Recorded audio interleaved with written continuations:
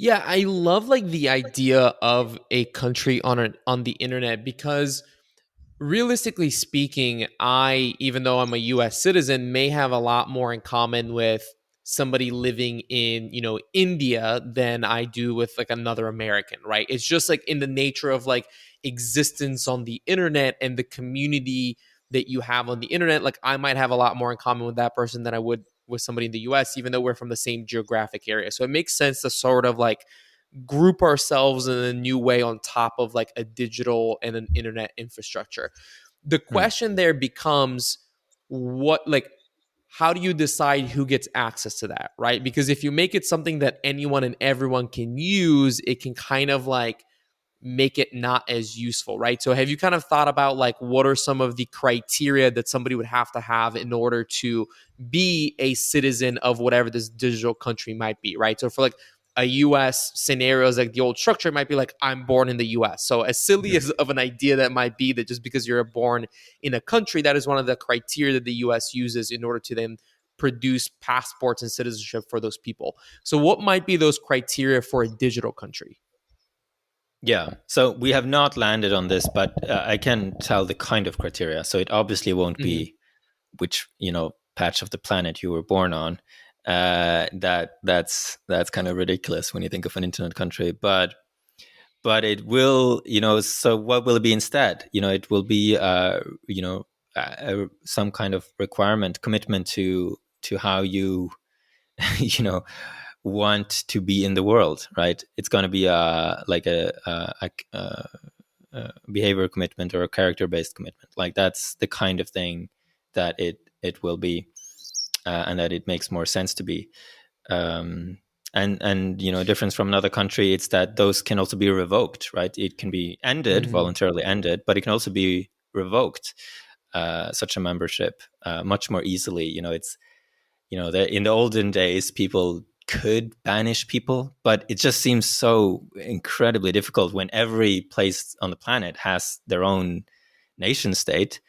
What does it mean to banish someone? Like they don't so people don't do that anymore. But in an internet country, that's definitely not off the menu. So we haven't gotten into thinking what that will be, but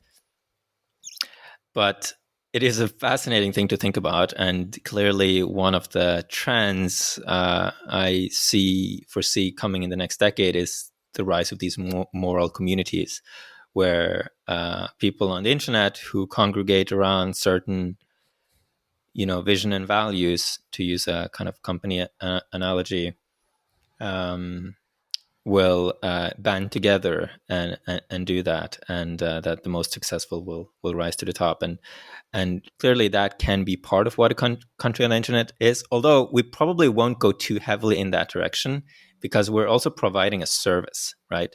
It's like part moral community, but it's first and foremost a product, right?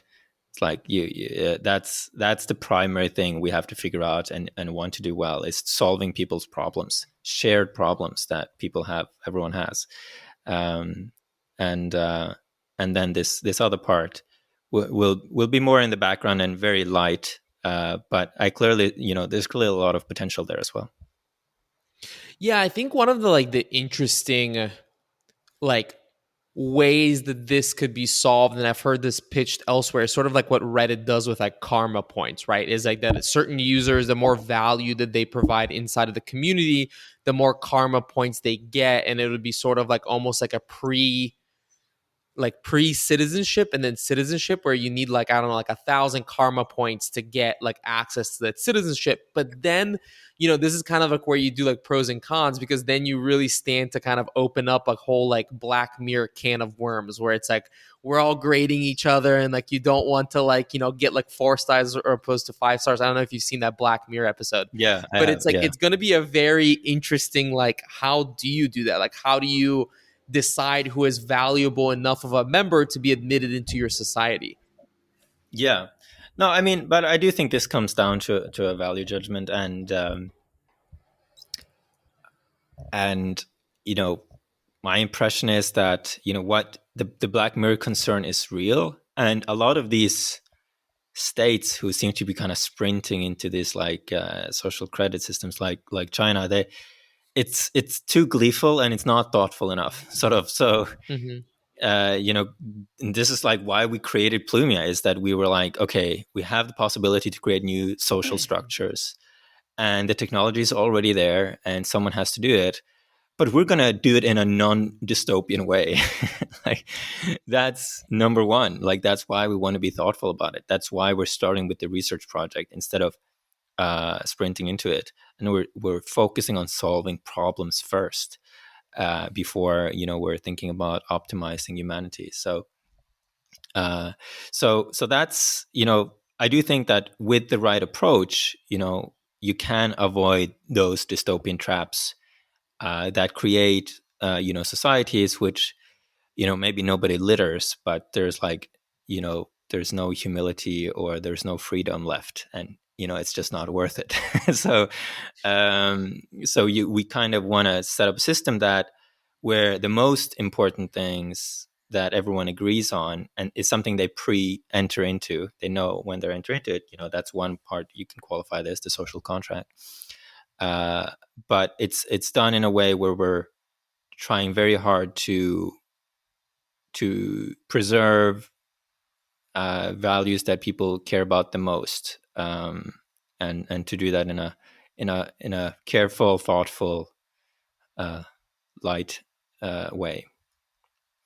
I think one of the other things that kind of protects this future endeavor from becoming some sort of like a dystopian, story is optionality, right? Because Hmm. I think like this sort of like dystopian directions and situations can happen when people don't have a choice. But like one of the things, and this is definitely something that I think touches on this idea, is that like the internet tends to create one big solution in a long tail of micro solutions, right? So you have an Amazon that serves a majority of people, and then a long tail of like niche solutions, and any one of those niche solutions can rise to be the big dog if the big dog messes up, right? So you may have like one very large kind of country that a lot of people are members of, but then that you have like a long tail of other micro solutions for the same problem.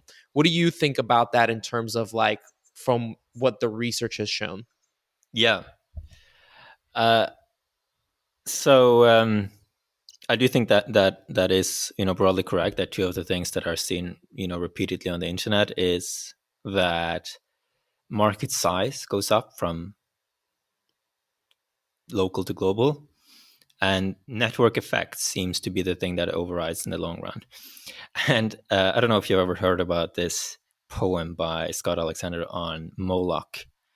Uh, it's this weird part of internet trivia, but it's a great, bizarrely long article slash poem on this force in that is kind of like how we end up in certain places. Like the competitive dynamic can drive a system, a place, without any individual part in the system wanting to go there because of the competitive dynamic, you know. And that's the this is exactly the concern we have for starting early. Like, where's I don't know anyone else who's trying to build a country on the internet or a global social safety net. And we've been doing it now for 3 years. But part of our motivation when we started out was exactly this.